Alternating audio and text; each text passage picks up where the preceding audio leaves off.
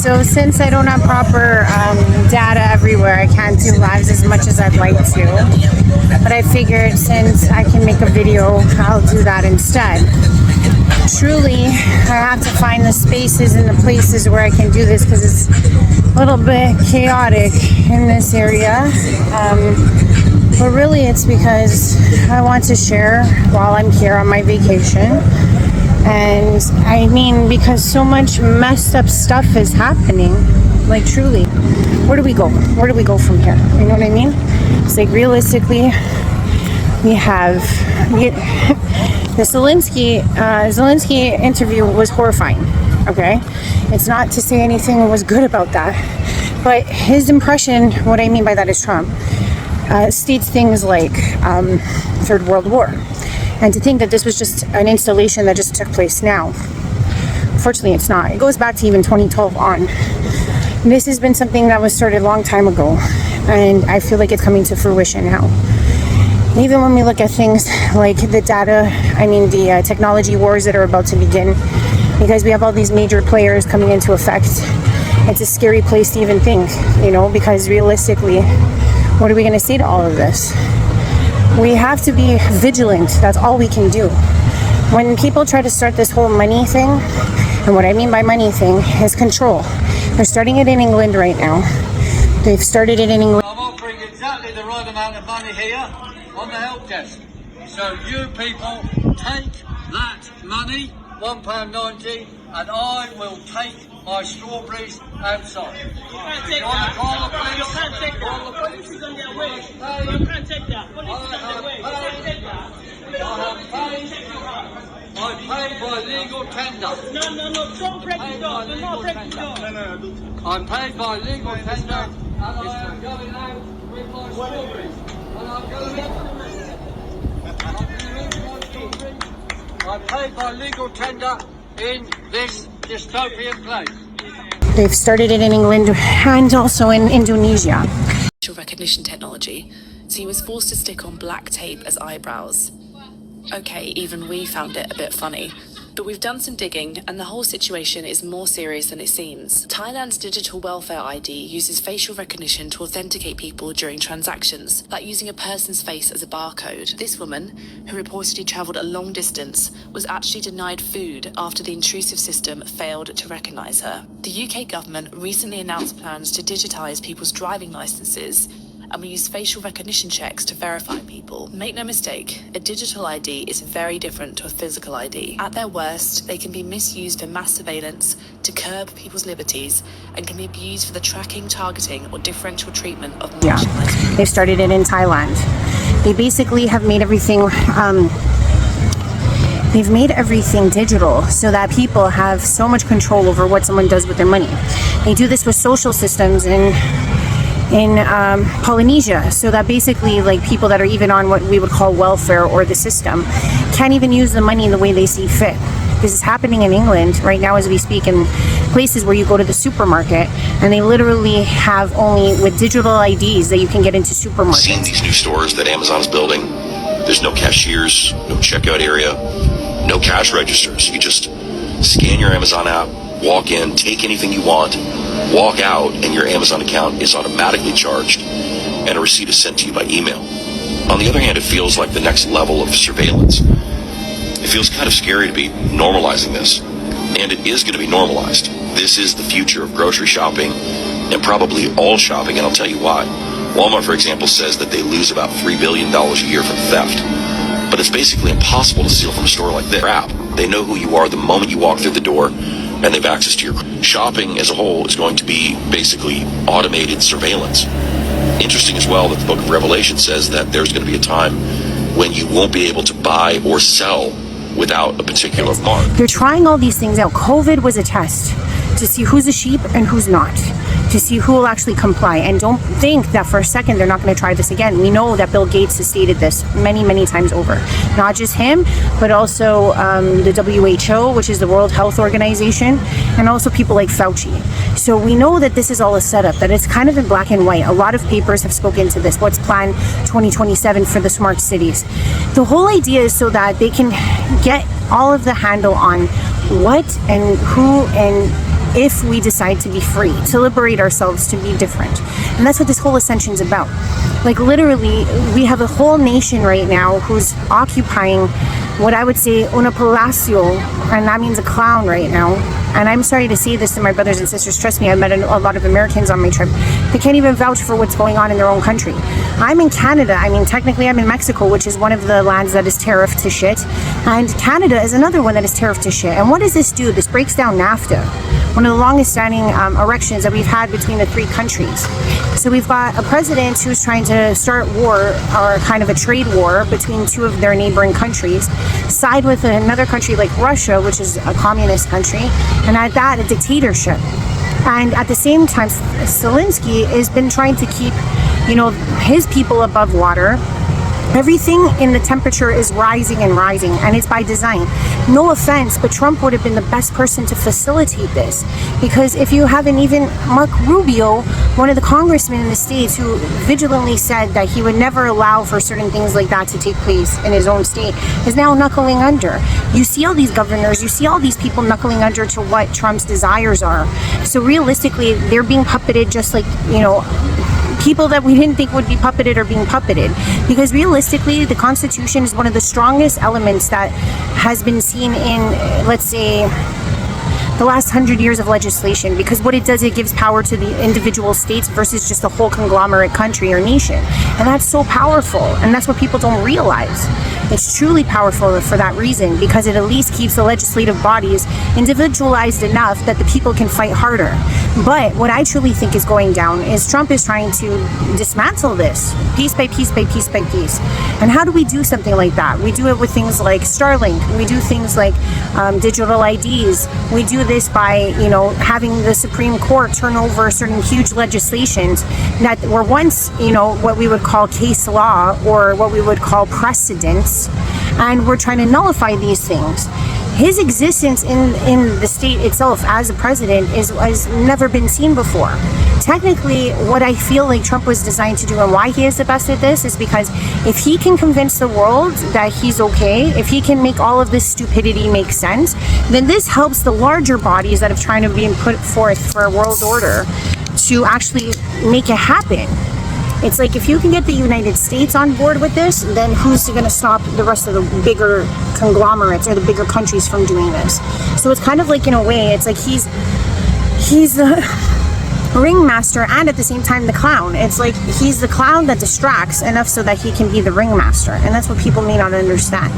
Like having Meta and having things like X all under his thumb, or crony best friends with him, that's kind of scary, because that means he monopolizes the media. And at the same time too, things like CNN and Fox, etc., if they talk out against him, he puts lawsuits against them. And at the same time, we're seeing that there's a bigger breakdown even in the Middle East.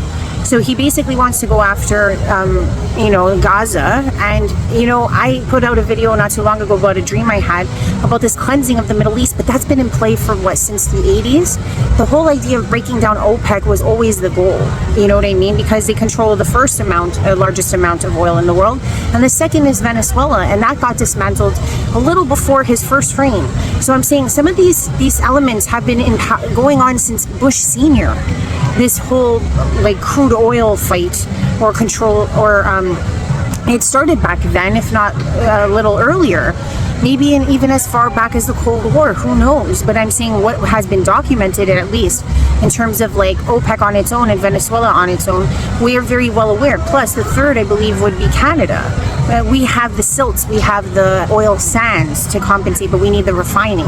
But all I'm saying, guys, is that we're in a place and time where, we have AI, we have robots, we have decimations to, let's say, for example, I've said this before, Amazon, who has now been cutting so many different industries within not only India, but South America. We're talking about huge layoffs because they've been replaced by robots. And the thing is that little wars are starting to break out everywhere. And what can we do? Okay, as if you've seen, Greece is breaking out, Slovenia is breaking out, Germany's been breaking out, France has been breaking out, so many, what's the other one? Georgia, okay? these things are not talked about in the mainstream media because they're having huge revolts because they see their ties and their actual civil liberties being taken away. They see their industries being decimated by all of these organized overtakes, okay? And the thing is that even within the US Treasury, they've been printing money for days that is just, not truly accountable for. And at the same time, it's like they want to install a digital currency, not just in the United States, but worldwide. And they also want some type of centralized digital banking system. And what happens again with this digital banking system is that, again, they control what you do with your own money. So that basically everything can be tracked by AI. Everything that you do can be monitored alongside with smartphones, along with smart homes, along with smart meters. All of it is designed for control because let's say, for example, like I've said before, if a pandemic were to break out again and your home is monitored and your phone is monitored and you have a smart meter, right? You don't want to comply, they can shut down your heat, they can shut down your power, they can shut down your water, they can watch you with eyes everywhere. So we're willingly giving this away to Google, we're willingly giving this away to Meta, we're willingly giving this all away to these larger conglomerates, right? And the thing is that if we don't wake up, the whole idea is for us to wake up to start fighting for our civil liberties. That's basically what this is. And the thing is that the system has someone like Trump who is so ridiculous. It's like basically like this, the way I see Trump, okay? Trump is like giving everybody a last standing chance to wake up, okay? Because he's like the last, the hair that broke the camel's back. If you can't realize how ridiculous things are going to become with someone like him in power, then you may never wake up. And that's the sad part. If you are too scared to realize or stand for something like that, then realistically, then you may not make it to the next consciousness level that all of us are trying to achieve. Because realistically, all of this is designed so that we break free. All of it is designed so that we take the reins back ourselves individually. They want to break us. Do you not believe that there will be a time that I will fear for myself and my own son? Because I didn't get the shots, and I will not get shots again, and I won't get a digital ID, and I will probably be cast out to the outskirts of this organized, developed cattle run that they're trying to develop on this planet. And that's truly what it is. They just want to brand us like animals. Not only are they poisoning our food with all of these chemicals, and when I mean chemicals, I mean even just the simple colors that are carcinogenic that we put in our own children's cereal, not to mention all the other things that we're ingesting on a daily basis full of different metallics. By the way, if you are trying to get rid of heavy metals, please try to invest in some cilantro, try to invest in some shilajit, which is a uric acid. Filter the water you have, because water is important. With the air, the way we eat our food, we try to do our best eating organic, and not even in then we have people that are trying to power design our food, meaning that they're actually genetically making, okay, not even lab creating food, like fruits. They're painting fruits. They're actually creating fruits in labs. I think right now the United States has been talking about, FDA has been approving some type of meat glue that's, basically going to glue pieces of like lab-made meat together. So the proteins are there, yeah, but it's all disgusting shit. And the thing is that the United States and Canada, for that matter, North America, have some really fucking disgusting let's just say not laws, but let's say sliding under the laws of, let's say, our FDA and Canada's health organization. They allow for all of these chemicals and they allow for all of this GMO modification, but Europeans don't.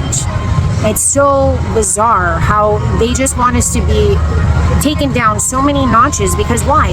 What is it about us being healthy? They want the population to be decimated to 1 degree. Then you got people like SpaceX or NASA trying to get to different planets, which they have. And if you don't believe that they have, then please look into the secret space program. There's so many different programs that took place. And I, as a channeler, know firsthand that we as humans have depots on Mars. Okay, I know that firsthand. But what I'm trying to say is, like, there is so much of a game being run on us, and it's like disgusting that we are still puppeted sheep here that don't even want to look into any of the things. I'm going to put videos of all the things I'm saying as I go along so you guys can follow along, because the whole thing is that if we don't pick one thing, pick one rabbit hole to go down, Not only that, they try to make us believe that all we got to do is get drunk, get high, take pills, and just numb ourselves out to all of this ridiculousness. And the ridiculousness is even there for a reason.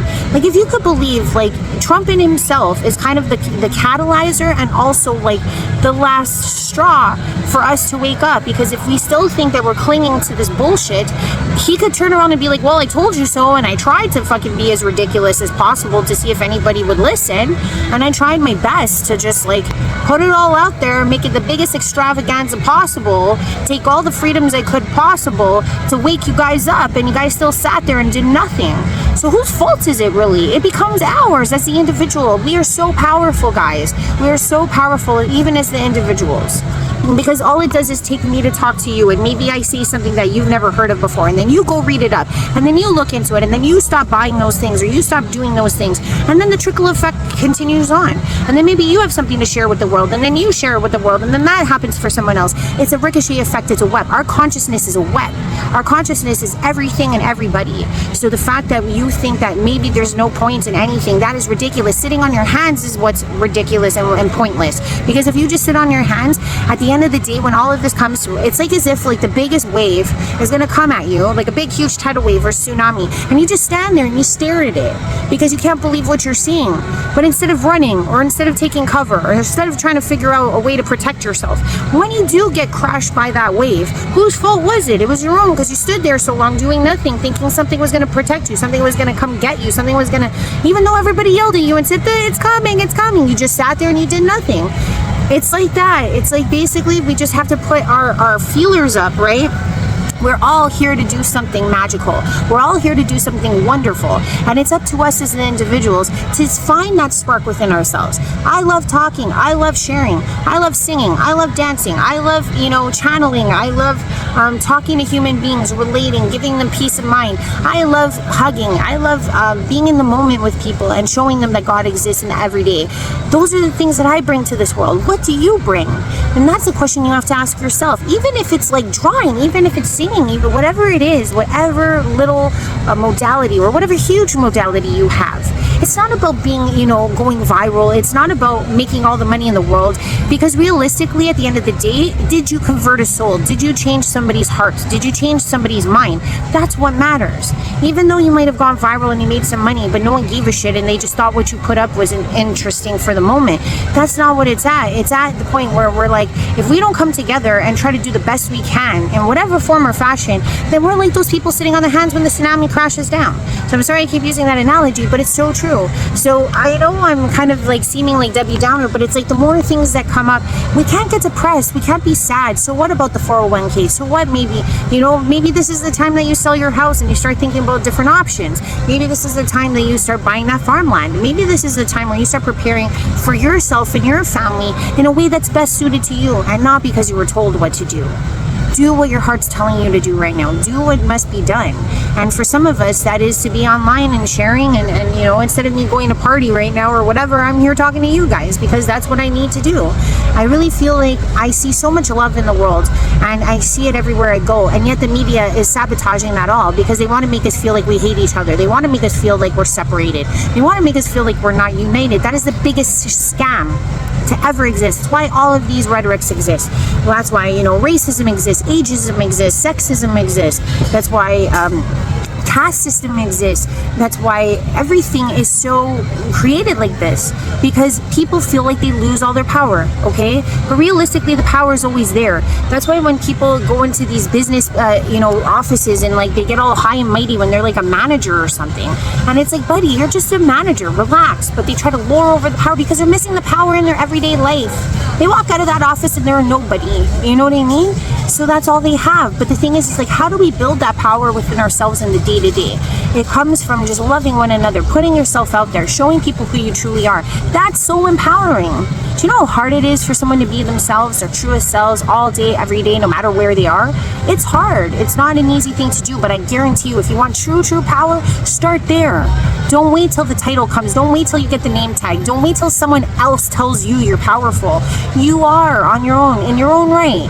Not because I'm telling you, but I hope that this little seedling sparks something in your mind, because realistically, that's the truth.